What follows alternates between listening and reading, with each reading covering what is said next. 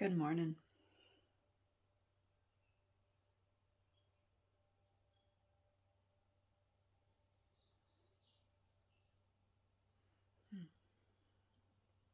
So you may have heard Eckart Tolle or Adi Ashante talk about building your house on the rock. Of course, you might have heard Jesus or the Bible talking about that as well. So this idea of building your house on the rock or your house upon the sand.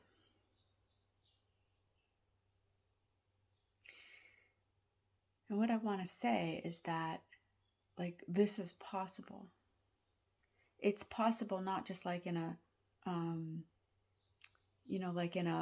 conceptual way, but it's possible to start to actually know what's the rock and what's the sand, and then to know how to access that rock. And the rock is for everyone it's a little different. Some people are stillness, some people are quiet, for some people it's peace. For me, I feel this great quiet. And incidentally, I think that we inherit the way that we tap into that depth of being. My dad also has this incredible quiet.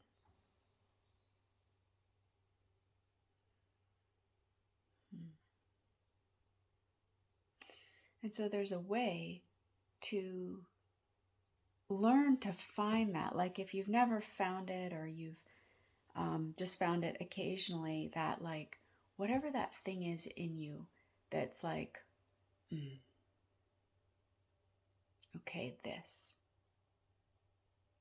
And Adi Ashante calls it, says that the truth is self-authenticating. And so when you touch in on this quiet or peace, it's it's a thing. It's not a concept. You actually touch in on this reality within you, and so you know it's there. Once you touch it, you know it. You don't have to understand it or try to figure out. You don't have to try to figure it out. And it can be really helpful to first, if you've never felt one of those places in you, to feel it, to touch that. I remember the first time I was at an Adi Ashante retreat, and he did a guided meditation into the quiet places in your body. And man, I went there. And, since that's my touchstone, that's my reservoir, that's my ballast. And even if I get thrown off, because life can be so hard, right? It can be so hard, and so many old patterns, reactive behaviors, beliefs that are so painful, that is here, in here too. And so it's not that I always can find the stillness in one of the most intense moments, but I know it's there. And with a little bit of conscious purposefulness, I can go there. I can go back to that stillness. And again, for you, it might be the quiet, the sturdiness.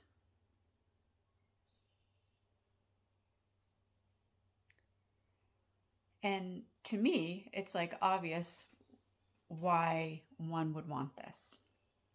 And I think if you've touched it at all, you probably know it's priceless, and so sometimes it's hard for me to get on the bandwagon to describe well, why is this good, to discover, because it seems so obvious to me.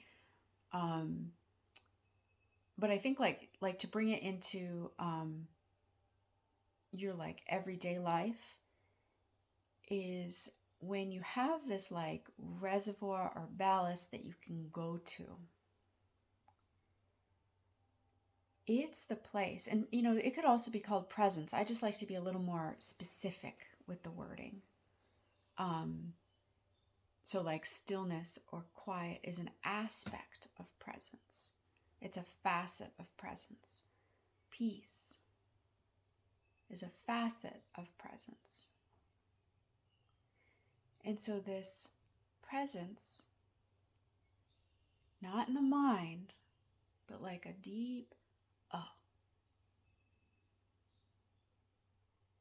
just abiding in that can begin, and it has its own timetable. Patience is also a facet, a deep facet of your being, of love, of truth, of presence. It can, sitting in this place, like giving it your time and attention, being here, can begin to, there can begin to be like clarity or an ability to open like a deeper set of eyes, and whether, inward or like actually your eyes, and see, understand and see things in ways that you can't when you're like operating from this reactivity, old behavior.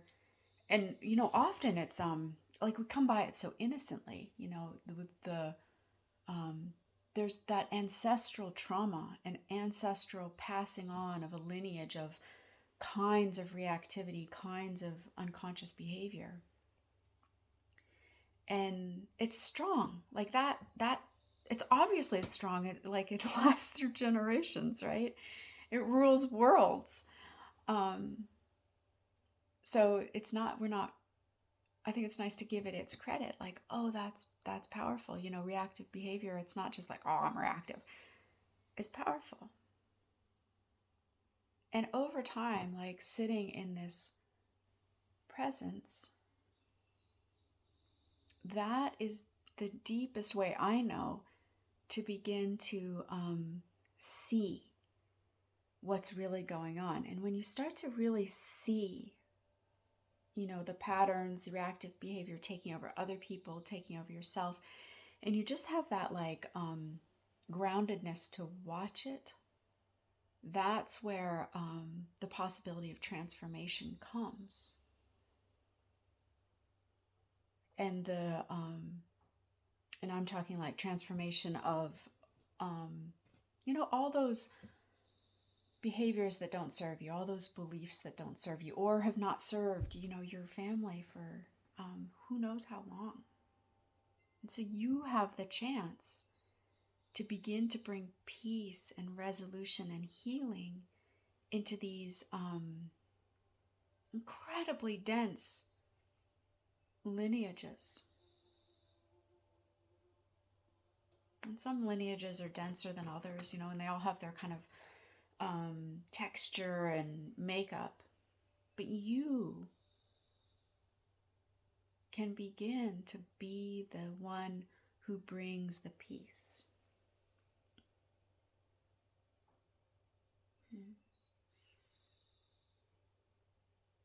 And I don't know what is more inspiring than that. Like that's what I want to do. Okay, I'm going to do a couple of these videos, and I think in the next one I'll probably do like a guiding down into this ballast. And like I said, it's different for everyone, so you just have to find yours, and once you find yours, you'll know that. Okay. Much love to you today.